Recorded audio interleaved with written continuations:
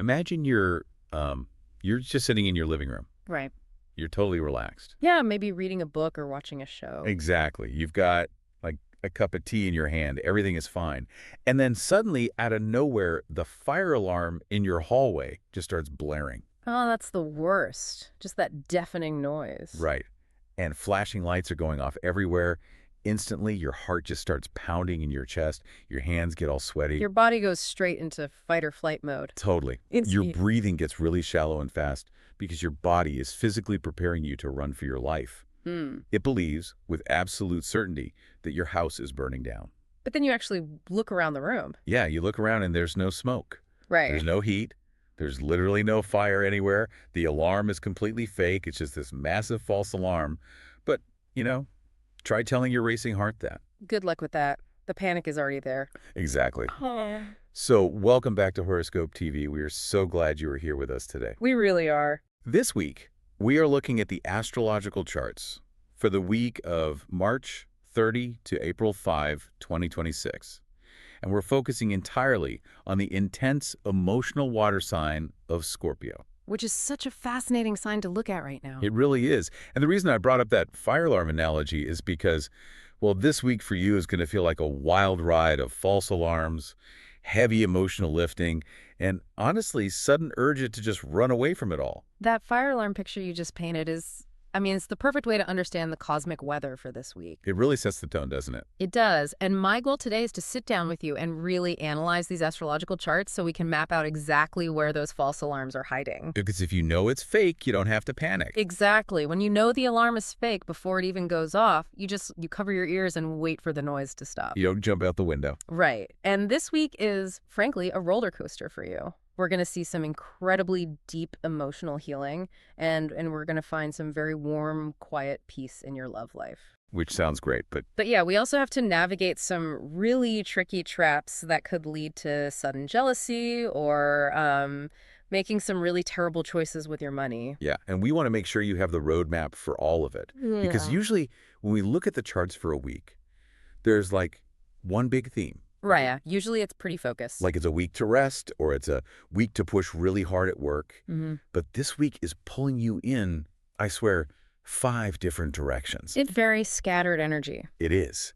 So instead of starting at the beginning of the week like we normally do, I actually want to start right in the middle. Okay, let's do it. Because everything else happening to you this week really revolves around this one massive event on Thursday, April 2. We have a full moon. A very significant full moon. Right. Yeah. And looking at the charts, this isn't just, a pretty moon in the sky to go look at. This is a heavy, like a really heavy event for your mind and your physical body. It's the anchor for the entire week, honestly. On April 2, we have this full moon. And what matters most is where it's sitting in the sky relative to your specific sign. Okay, so where is it for Scorpio?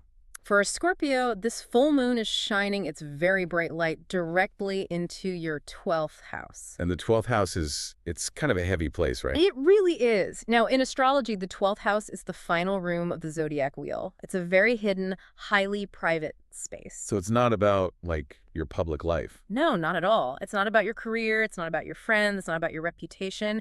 It is basically the deep, silent basement of your subconscious mind. Wow, the silent basement. Yeah, it's where you keep your spiritual healing, your dreams, and frankly, all the emotional weight you just do not want the rest of the world to see. I always think of the 12th house like that one messy closet or that dark attic everyone has in their house. Oh, that's a great way to put it. You know the one I mean.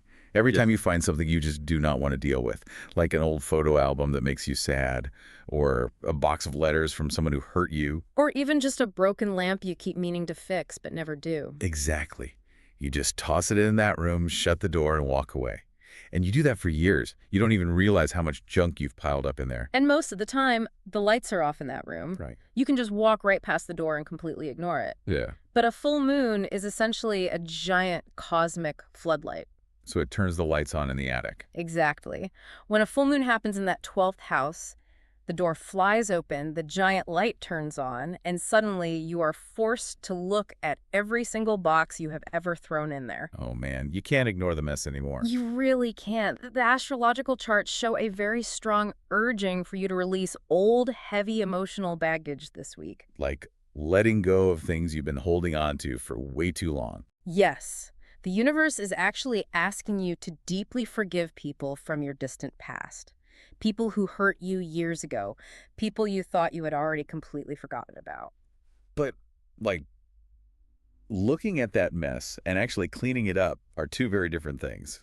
Oh, absolutely. Turning the light on is easy. Mhm. But then you have to actually walk in there, open those dusty boxes, look at those painful memories, and then physically pick up those heavy boxes and carry them all the way out to the trash. Which is exhausting. It is. Yeah. And I think that explains the physical warning in the charts for this week. Mm. Because the charts are basically screaming that Scorpios are going to feel completely, totally exhausted. They really are. People often forget the connection between the mind and the body. Yeah, they treat them like they're totally separate. Right. You might think, well, I'm just sitting on my couch thinking about the past. Why am I so tired? I haven't done any actual exercise. Exactly. But letting go of old grudges takes a massive amount of internal energy. You are doing heavy lifting, but you're doing it with your feelings. Your brain is basically running a marathon. It is. Your brain is burning calories trying to process old grief and old anger so you can finally put it down. It takes a huge physical toll on your nervous system. You will feel deeply drained. I do want to challenge this idea of forgiveness, though, just for a second. Sure, go ahead. Because if I'm reading this and the charts say you need to forgive the people who hurt you in the past, my first thought is, do I really have to pick up the phone and call my terrible ex from 5 years ago? Oh, no. Like, do I have to send a message to that friend who betrayed me and be like, hey, it's all okay now? Because that sounds awful. And honestly, it sounds like it would just create way more drama, not less. No, you absolutely do not need to call anyone. Well, thank goodness. That is a very common misunderstanding about 12th house healing. The 12th house is entirely private. It is internal. So it's just happening inside your own head. Yes, this is a silent forgiveness. The person who hurt you does not even need to know you are forgiving them. In fact, they probably shouldn't know. That makes so much more sense. Right. This is not about letting them off the hook for what they did. It's about cutting the cord so they no longer have a hook in you. Oh, I like that. Cutting the cord. You're doing this for your own peace of mind, not for their comfort. You're literally just taking their box out of your attic and throwing it away in the dumpster. Yes. And because you are doing all this invisible heavy lifting, the health remedies in the astro charts for this week are incredibly specific. What do they say? Well, you cannot just power through this week like everything is normal. The charts strongly suggest you need quiet time away from crowds. So no big parties or networking events. Definitely not. Large groups of people carry a lot of loud, chaotic energy, and your emotional skin is way too thin right now to handle it. You need to isolate yourself a little bit. Just kind of retreat into your shell. What else should they be doing physically to handle this drain? Drinking plenty of fresh water is crucial. Because of the water sign connection? Partially, yes, but also think about it like flushing toxins out of your physical body to match the toxic emotions you are flushing out of your mind. Oh, that makes total sense. Cleanse the body, cleanse the mind. Exactly. You also need to prioritize deep restorative sleep. Go to bed early. Do not stay up late scrolling on your phone in the dark. Doom scrolling is the enemy this week. It really is. Calming activities are going to be your absolute best tool. Write in a journal to get those heavy thoughts out of your head and onto paper. Just empty the brain out. Right. Take a long, warm bath. Do anything that soothes your highly sensitive nerves.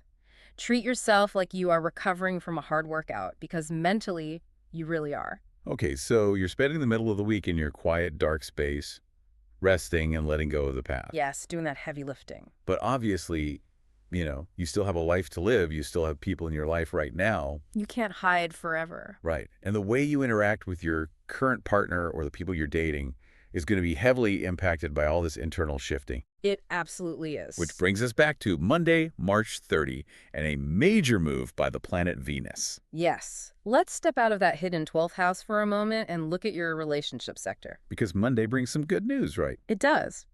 On March 30, Venus moves gracefully into the sign of Taurus.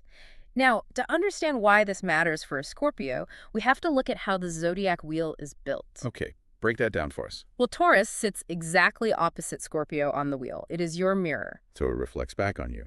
Exactly. Because it's your mirror, it rules your dedicated partnership sector. It rules your marriages, your long-term relationships, and your closest one-on-one bonds. And what does Venus bring when it walks into that room? Venus is the planet of love, beauty, comfort, and harmony. It is the planet that basically just wants everything to feel good and soft and pleasant. Okay, so Venus wants to chill. Yes, Venus wants to chill. And Taurus is an earth sign. It is grounded, stubborn, and completely stable. It does not like sudden changes. So you're putting the planet of soft, feel-good love into the sign of total grounded stability. Exactly. And when you drop that right into your relationship sector, it brings this wonderful sense of calm. It brings unwavering loyalty. Honestly, it sounds like a warm, heavy blanket. Yes. Like the kind you pull over yourself when it's, cold and raining outside, and you just feel totally safe and secure underneath it. That is exactly what it feels like. If you're already in a committed relationship, March 30 is the beginning of a beautiful window to just really appreciate each other. So you don't need to go out and do anything crazy. No, you don't need grand gestures or loud public declarations of love right now. It's a great week to plan a quiet, romantic evening together. Like just staying in? Yeah, just Yeah. cooking dinner, watching a movie, and feeling that solid, quiet trust. What if you're single, though? Does this warm blanket energy still apply to you if you're not in a partnership? It does, but in a slightly different way. If you're single, having Venus in Taurus means you are basically broadcasting a signal that you want stability. You're not looking for a wild night out. Right. You're not going to attract the wild, unpredictable people right now. You're going to naturally attract people who are incredibly grounded and reliable. The solid types. Yes, people who are looking for a serious long-term commitment, not just a quick fling. You want someone who feels like a safe harbor. Okay, so that sounds wonderful. We have this deep internal healing happening, and we have this beautiful, warm, safe love energy starting on Monday. It's a really nice setup. It is. I feel like we can just end the show right here and say, have a great week, Scorpios. You're healed and in love. I wish we could. But we can't do that because we have to talk about the fire alarm. We do have to talk about the fire alarm. Yeah. Enjoy that perfect peace while it lasts on Monday and Tuesday, because on Friday, April 3, the energy shifts violently. Violently. That's a strong word. It is. The calm water suddenly turns into a crashing wave. Venus, that sweet planet of love that is sitting in your relationship sector, is going to sharply square your ruling planet, Pluto. Okay, let's slow down here and explain this because people hear these terms all the time, squares, trines, oppositions, and they just sound like math homework. That's fair. It is technically geometry. Right, but what actually happens when two planets form a square? Think about it practically. The zodiac wheel is a circle, 360 degrees. When two planets are moving along that track and they form a 90-degree angle to each other, that is a square. Okay, a 90-degree angle. Yeah. Imagine two cars driving toward the exact same four-way intersection. They're coming from different roads that meet at a 90-degree angle. Neither car has a stop sign. Oh, boy. And they both want to cross the intersection at the exact same time. What happens? They crash into each other. There is friction, noise, damage, a total mess. Yes. A square creates a crisis. It creates tension and friction because two completely different energies are fighting for the same space and refusing to compromise. So let's look at the two cars in this specific crash. Car number 1 is Venus in Taurus. Right, we just talked about her. She wants peace, quiet, trust, and a warm blanket. And car number 2 is Pluto. Now, Pluto is a big deal for Scorpio, right? Oh, but Pluto is your ruler. It is the planet of the underworld, of secrets, of extreme depth, and of transformation. So Pluto is not looking for a warm blanket. Not at all. Pluto does not care about peace and quiet. Pluto wants to dig up the dirt. Pluto is naturally intense and, honestly, highly prone to paranoia. Paranoia. Yes. Pluto always assumes there is a secret hiding under the floorboards. So Venus says, everything is fine, I trust you. And Pluto just kicks the door down and says, show me your phone, I know you are hiding something. That is exactly the crash. When they square off on April 3, it sparks deep feelings of jealousy or sudden suspicion in your relationship. Just out of nowhere. Completely out of nowhere. You might be sitting on the couch having a lovely evening, and out of nowhere you get this dark thought like, why are they being so nice to me? What did they do wrong? Oh, that's the worst feeling. Or your partner just casually mentions a coworker, and suddenly you are convinced there is an affair happening. It is a sudden, massive spike in insecurity. Which brings us right back to the fake fire alarm analogy from earlier. Exactly. Because the most important word in the astrological charts regarding these suspicions is unfounded. Unfounded, meaning there is absolutely no foundation to these thoughts. They are not based on facts. So you're making it up in your head. Basically, yes. Yeah. Your partner is not cheating. They are not lying. The building is not on fire. The alarm is just ringing anyway. Right. It is just the cosmic tension of Pluto crashing into Venus, playing tricks on your mind and making you feel unsafe for a brief moment in time. I have to ask, though, and I mean this nicely, but I know a lot of Scorpios. Okay. They are kind of famous for their intensity. They Yeah. don't really like shallow, boring relationships. They want the deep, stormy romance, right? That's true. They crave depth. So is it possible that on some level, a Scorpio might actually lean into this jealousy? Like, could they enjoy a little bit of this drama because it makes the relationship feel more exciting? Like, oh, if I'm jealous, it means I really care. That is a very common stereotype about Scorpios, but if we analyze how they actually operate, it's just not true. Oh, really? Yeah. Scorpios love passion, yes. They absolutely want a soul-deep connection, but they absolutely hate feeling out of control. Ah, okay. Control is the key. Exactly. Jealousy is a terrible feeling for a Scorpio because it makes them feel vulnerable. It makes them feel like someone else holds all the power over their happiness. Maybe you don't like that. Not at all. They do not enjoy the feeling of the rug being pulled out from under them. They want the passion to be built on absolute ironclad trust. So when Pluto creates this paranoia, they don't feel excited, they feel threatened. Okay, so if they feel threatened and they realize they are losing control of their own emotions, what do? Do they pick a fight anyway just to assert dominance? Well, a smart Scorpio will realize the alarm is fake and choose to step away from the noise. Just walk away from it. Right. Instead of picking a fight about a text message that literally means nothing, they will pull back from the relationship drama entirely and channel all that intense, frustrated energy somewhere else. Just redirect it. And looking at the charts, the absolute best place to dump that energy this week is into their work and their personal goals. Yes, exactly. Which is a perfect pivot, honestly, because if your personal life is feeling a little loud and confusing with all this jealousy, work might actually be the quiet escape you need. Work can be a great refuge this week. But we have to be careful here, too, because the charts are very clear about how you should be working this week. Very clear. This is not the week to put on a shiny suit, walk into your boss's office, and loudly demand a promotion, is it? No, absolutely not. Your professional life this week is all about working quietly behind the scenes. Behind the scenes. Yes. You need to focus your mind on perfecting complex, long-term strategies. It is not about chasing public applause.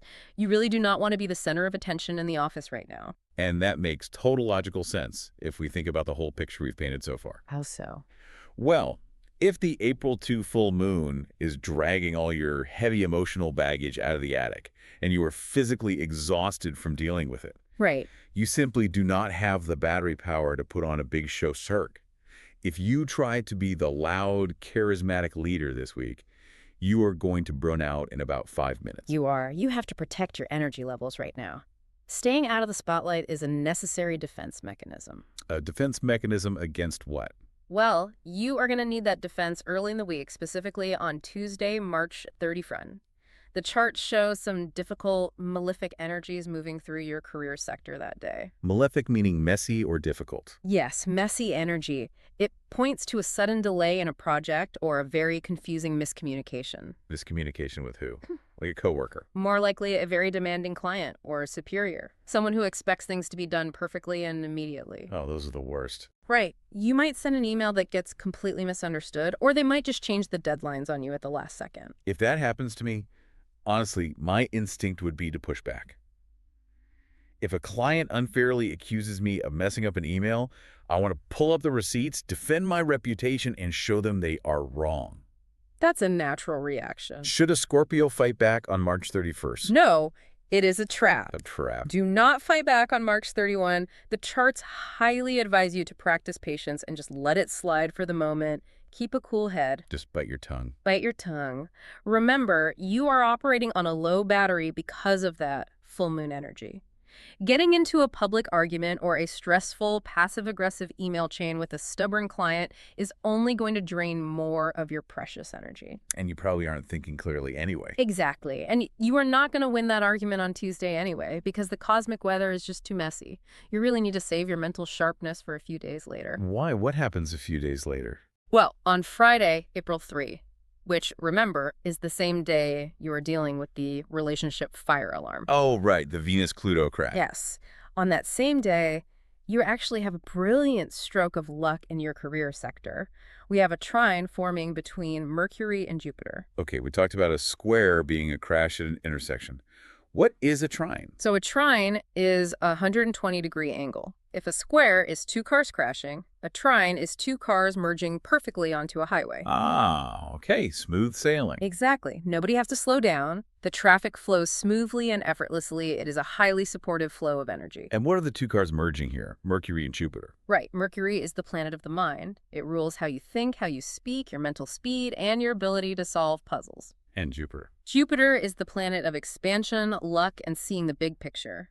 When these two merge perfectly like this, your brain basically goes into overdrive in the best possible way. So you get super smart. You are going to have exact, perfect mental clarity. That is so wild. So while your heart might be completely freaking out about your relationship with that fake fire alarm, your brain is actually operating at a genius level at work. Yes.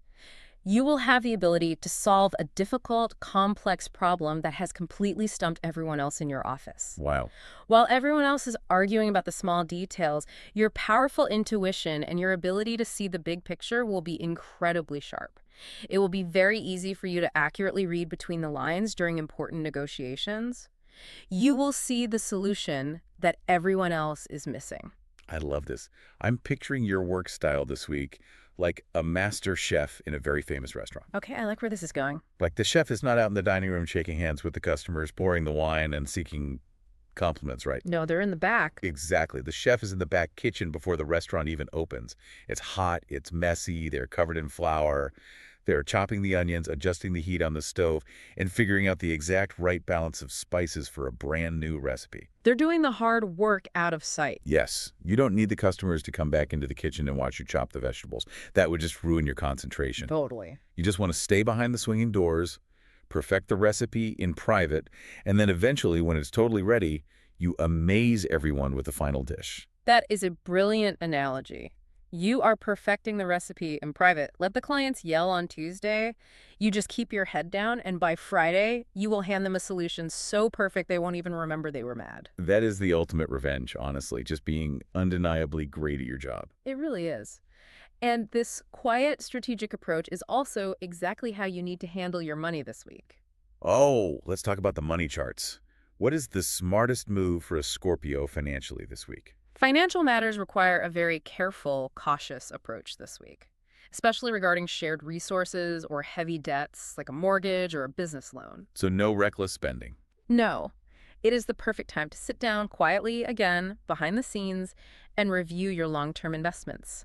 If you have a business partner or a financial advisor you trust, have a clear discussion with them about your future goals. So it's about looking ahead. Yes, you want to focus on building a secure future, step by slow step. Slow and steady. No big gambles. Right. And there is a nice bonus hidden in the charts for Monday, March 30. Oh, what happens Monday again? When Venus moves into Taurus, remember, it forms a highly supportive angle. Well, that angle is also supportive for your finances.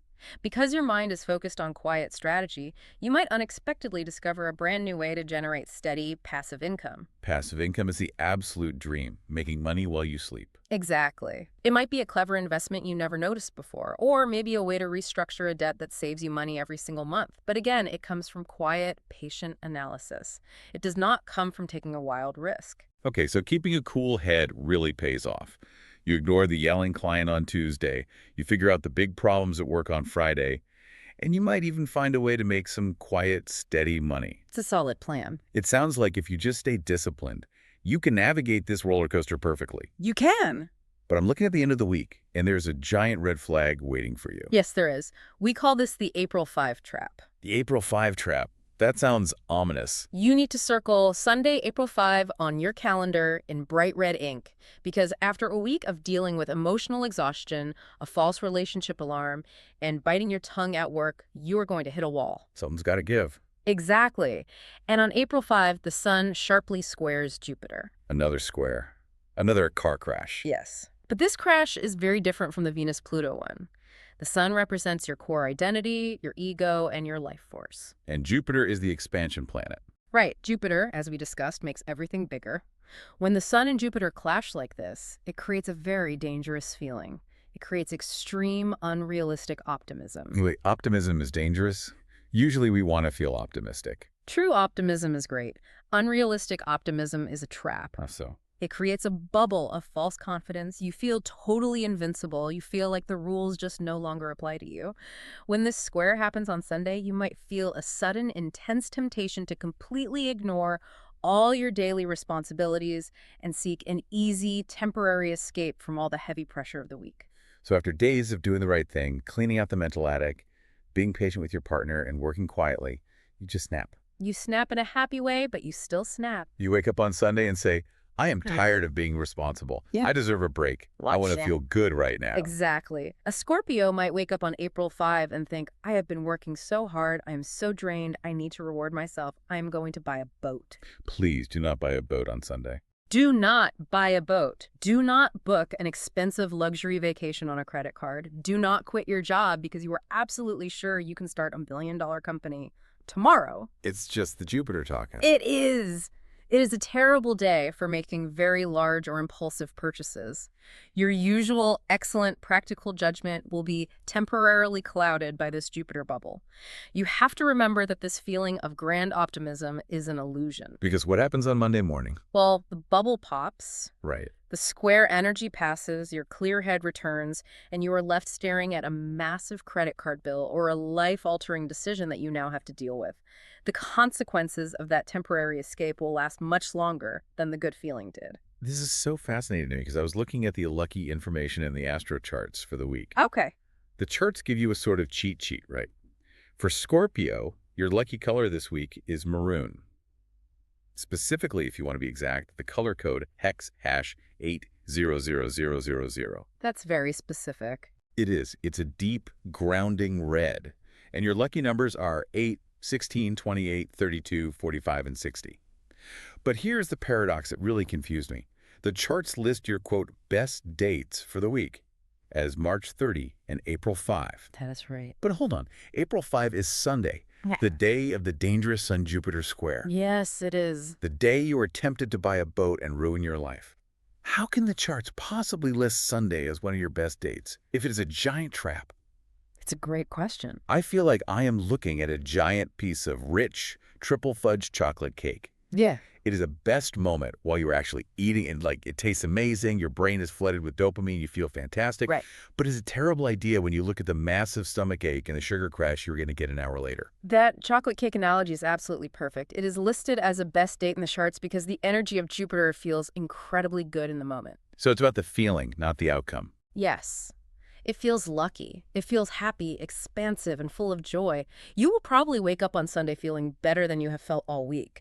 The danger isn't that Sunday is a miserable day. The danger is that you will feel so good that you completely lose your grip on reality. The danger is the sugar high. Exactly. Enjoy the good mood. Enjoy the slice of cake. Let yourself feel optimistic. Just do not eat the entire cake and do not make long-term financial commitments while you are high on Jupiter's energy. So just channel it into something free. Yes, use that good mood to go for a walk, listen to music, or laugh with a friend. Keep the joy, but drop the credit card. Speaking of friends, as you are navigating all of this chaos, the exhaustion of the full moon, the false alarms of jealousy on Friday, the quiet focus at work, and the false optimism of Sunday, who is the best person to have by your side? We can definitely look at the compatibility charts for the week to see who will help you and who will just make things worse. Yeah, let's do that. Who is the absolute best match for Scorpio this week? Your absolute best match this week is Taurus. The same sign we talked about earlier, the warm blanket. Yes. Taurus energy is highly grounded and completely unwavering. Remember how intense your own emotions are right now? You are navigating the complex, dark waters of your deep 12th house subconscious. You're doing that heavy lifting. Right. You are sensitive and tired. Taurus provides the exact perfect safe haven for you. They are an earth sign, and they offer a practical, beautifully stable approach to daily life. What does that look like in real life, though? If my best friend is a Taurus, what are they doing for me this week? They are making sure you eat dinner. Oh, I love that. They are sitting on the couch with you in complete silence while you process your feelings. When you spend intimate time with a Taurus this week, you will find that their quiet, deep loyalty perfectly complements your strong need for absolute trust. So they aren't pushing you to talk. No, they do not need to analyze your emotions. They just need to physically be there. It creates a beautifully balanced partnership. They easily understand your need for emotional depth, but they do not get swept away by the storm. They are the anchor holding your boat steady. Exactly. They sound like the absolute perfect medicine for a Scorpio who is feeling completely adrift. They really are. On the flip side, who is the worst match for Scorpio this week? Who do they need to actively avoid if they want to protect their peace? Your least compatible sign this week is Aquarius. Really? Hmm. Why is that? What is the friction between Scorpio and Aquarius right now? It comes down to elements and focus. Scorpio is a water sign, deep and emotional. Aquarius is an air sign, completely detached and highly intellectual. Oh, air versus water. Yes, they approach life from the brain, not the heart. Right now, your Scorpio nature is intensely emotional. You are craving profound, intimate connection. You want someone to hold your hand and tell you you are safe. And what does Aquarius want? An Aquarius is entirely focused on maintaining their strict personal freedom and discussing abstract ideas. Oh, wow. I can see the car crash here, too. You are sitting there, emotionally exhausted from forgiving your past, dealing with old traumas, and you just need a hug. And the Aquarius walks into the room and wants to debate the socioeconomic impacts of modern technology. Exactly. They are not trying to be mean, they just live in their heads. But to a Scorpio in the specific cosmic weather, that intellectual approach will feel incredibly cold and deeply invalidating. You'd feel like they just don't care. You will feel like they do not care about your pain at all. And it gets worse around Sunday, April 5, when that intense cosmic tension hits. Their constant emotional distance and their unpredictable, erratic behavior could easily hurt your sensitive feelings. That sounds like a recipe for disaster. It is. If you try to talk to them, you will likely end up feeling rejected, and you will quickly and angrily withdraw into your shell. That sounds really painful. But what if a Scorpio cannot just avoid an Aquarius? Like, what if they are married to one or they share an office with one? Should they just sleep in separate rooms this week to protect their hearts? Well, you do not have to pack your bags and move to a hotel, but you do need to be realistic about what an Aquarius can provide you right now. Lower your expectations. Yes, you cannot go to them for deep emotional validation this week because they simply do not have it to give. It is highly advised that you maintain a safe distance emotionally. How do you do that without starting a fight, though? You gracefully ask for space. You can say, I'm doing a lot of internal processing right now. My energy is low, and I just need some quiet time to myself. Just be direct, but kind. Right. You have to protect your precious heart, and sometimes that means setting a firm boundary with people who do not understand the emotional frequency you are on. Do not expect them to be a Taurus. Just take the space you need. That is wonderful, practical advice. Setting boundaries is really how you survive the roller coaster. It absolutely is. So as we wrap up this analysis of the week ahead, let's quickly gather all these pieces and recap the main lessons from the astro charts for our Scorpio listeners. Sounds good. First, during the April 2 full moon, you have to rest. Your mind is doing heavy lifting in the 12th house, forgiving the past. Drink your fresh water, get extra sleep, take your warm baths, and let yourself release the heavy boxes you've been carrying in your mental attic. Second, enjoy the calm, warm love energy coming in on Monday, March 30 with Venus in Taurus. But when Friday, April 3 hits and Venus crashes into Pluto, remember that the sudden burst of jealousy or paranoia is just a false fire alarm. The building is not burning. Right, the building is not burning. Do not pick a fight over unfounded suspicions. In your professional life, you need to work quietly on your big strategies. Conserve your energy. Do not fight with demanding clients when things get delayed on Tuesday, March 31. Just keep your head down and wait for Friday, April 3, when your mind will be perfectly sharp to solve the biggest problems in the office. And finally, beware the April 5 trap. When you wake up on Sunday feeling on top of the world, remember, it's a cosmic sugar high. Enjoy the good mood. Lean on your grounded Taurus friends, avoid the detached Aquarius energy, and absolutely do not buy a boat, book a vacation, or make any massive financial decisions. That sums it up perfectly. It is a lot to balance. It is a messy, intense week. But you have the roadmap now. You know where the traps are hidden. Before we go, though, I know you always like to leave us with a final thought. I do. Something to chew on after the show is over. Yeah. What is your final thought for our listeners to take away from all this? I want you to look at the week as one big connected story rather than just random events. Think about how these different cosmic moments might be secretly linked. Okay, lead town. Well, we talked extensively about how the April 2 full moon is about forgiving the past. It is about cleaning out that messy attic of old hurts, old betrayals, and old ghosts. And then we talked about how the very next day, April 3, Pluto might bring up sudden, intense feelings of jealousy or paranoia in your current relationship. Right, the fake fire alarm. Exactly. My question for you to ponder is this. What if that jealousy on Friday actually has nothing to do with your current partner? Oh, wow. What if that sudden fear of betrayal is just an echo? What if it is a ghost from your past that the full moon dragged out of the attic on Thursday and it is still floating around your mind on Friday? That makes so much sense. Maybe your current partner didn't do anything wrong. Maybe the universe is just letting you feel that old fear one last time so you can finally see it clearly, forgive it, and let it go forever. Wow, that really changes everything. It means the false alarm in your current relationship is just the smoke from a fire that burned out years ago. Yes. It is finally clearing out of your house. That is an incredibly powerful way to look at it. I think so too. Thank you so much for listening to the episode on Horoscope TV. If you enjoyed looking at the stars with us today and you want to be prepared for what the universe brings next week, please subscribe so you can get notified the moment our next episode is available. Take care of yourselves, drink plenty of water, do not buy a boat on Sunday, and we will see you next time.